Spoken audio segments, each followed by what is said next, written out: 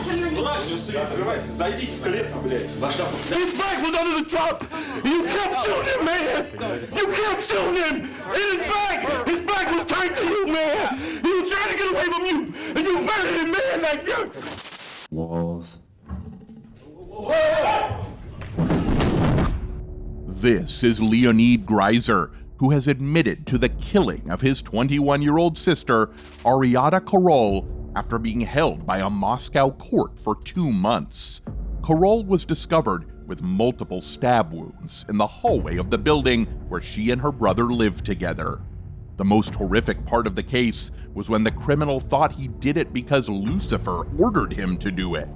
Before the police arrived, Greiser used his sister's blood to draw strange demonic symbols on her body and his head. He claimed that he didn't feel sorry for what he did, and he told the person questioning him that he had a good relationship with his sister, but killing her would somehow improve things. When asked how killing her would improve things, he claimed that improvement was always moving forward. Neighbors also heard the woman scream before her body was found. The siblings lived together in a rented apartment, and drugs were found in their home. What Greiser did in the courtroom is another story. He was inside a see-through box during a trial.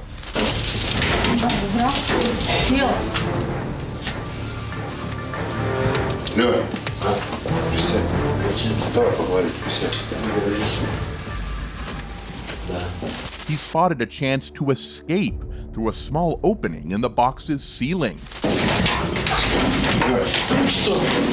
At least 3 police officers watched Greiser in the courtroom. When he managed to get through the opening and started pushing the ceiling panels to climb into the space above, the police officers quickly reacted and tried to stop him. 2 policemen climbed up the sides of the box to catch him. One of them hit him on the side with his stick. The ceiling panels started falling as the police grabbed Greiser's legs, and he struggled inside the small space above. Нажми, блядь. Куда нажать? Дайте руку. Сейчас, я тебе дам руку. Отпускай. Да. Меня хотите. Спустись, блядь. Куда? Ко мне, блядь. Все. Сука, Все, я отпускаю. Я тебе дам Я отпускаю. One officer even used a taser on Greiser to calm him down, and the situation was controlled to ensure no further escapes were possible.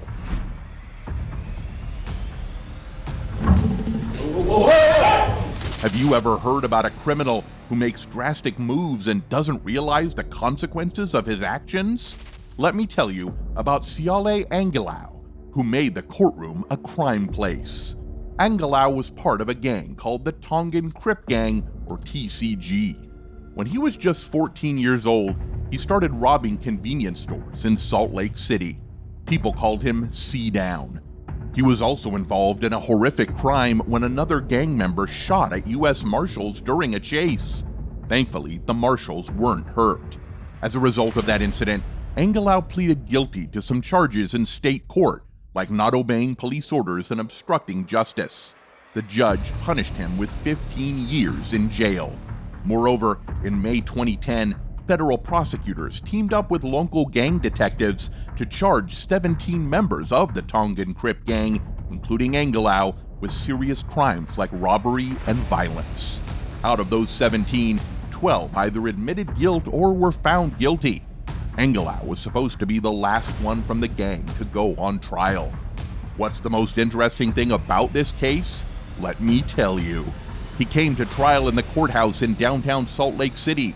The courthouse was modern with lots of metal and glass and had exceptional security to keep everyone safe, like judges, juries, defendants, and witnesses.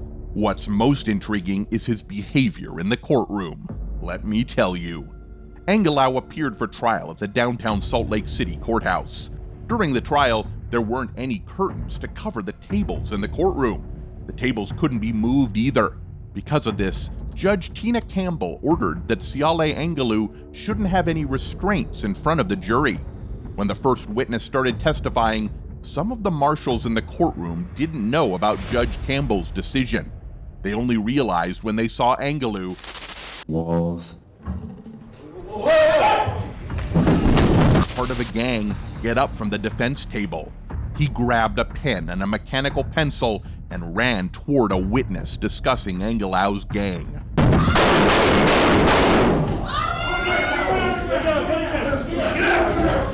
The marshal pulled out his gun and shot at Angelau, just as Angelau jumped over the witness stand. Marshall turned so he wouldn't shoot towards the audience.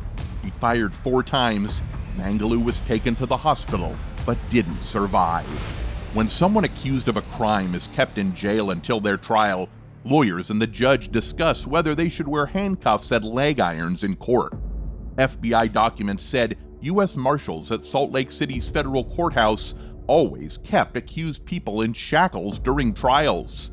But defense lawyers argued that seeing someone in cuffs might make jurors think they're guilty before hearing evidence. The new courthouse didn't have curtains to hide Angelau's shackles, and they couldn't move the table to hide them. Judge Campbell disagreed with the marshal's rule and said Angelau shouldn't wear shackles where the jury could see them. If you're enjoying the video, don't wait to hit the subscribe button for the latest updates on fascinating courtroom stories. Position, naked, not eating, and not interacting with any human being. Yeah, but my son is dead, man. My son is dead. He needs to go to prison. He don't need to be laying no mental hospital. He needs to. Finally, we come to Lucas Kendall, who was found guilty of shooting 2 people in 2012. One person died and the other was left paralyzed. Kendall received a life sentence with no chance of parole and an additional 30 years behind bars. He worked as a guard with a gun at a Miami nightclub. One night, he saw 2 guys in a truck outside the club. He thought they were doing something illegal and felt threatened by one of them. When the truck doors opened, he thought he had to defend himself. He shot at one of the guys 8 times, hitting him from behind as he tried to hide under the truck. One guy died, and the other couldn't move his body anymore. Smathers, the other victim, asserted that he hadn't heard any threats. He noted seeing the security, and Kendall noticed them too, but there was no exchange of words between them. When Smathers opened his car door, Kendall commanded him to raise his hands. Shortly after, Smathers was shot. Kendall worked for a company called Force Protection Security. A lawyer for the company said Kendall had the right training and passed background checks. After the shooting, a prison doctor examined Kendall and said he had trouble controlling his actions and didn't like being around people. Another doctor picked by the court said Kendall probably had a mental illness. Additional court-appointed psychiatrists said Kendall might have different mental problems like schizophrenia or other serious conditions.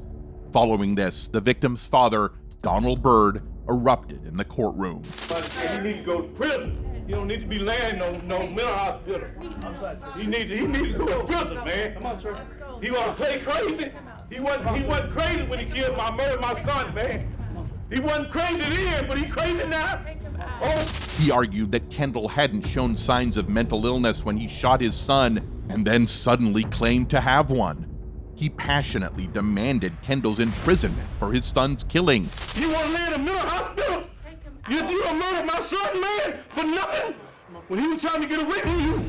You was trying to get away from you, man. Refusing to believe that the perpetrator was undergoing a mental health crisis. His back was under the truck. You kept shooting him, man. You kept shooting him. In his back was turned to you, man. He was trying to get away from you. And you murdered him, man, like that. You murdered him, man, like that. Why you doing it like that, man? And you want to play crazy, man? You ain't crazy. You ain't crazy, man. Given the intensity of the situation, Donald Byrd was removed from the courtroom.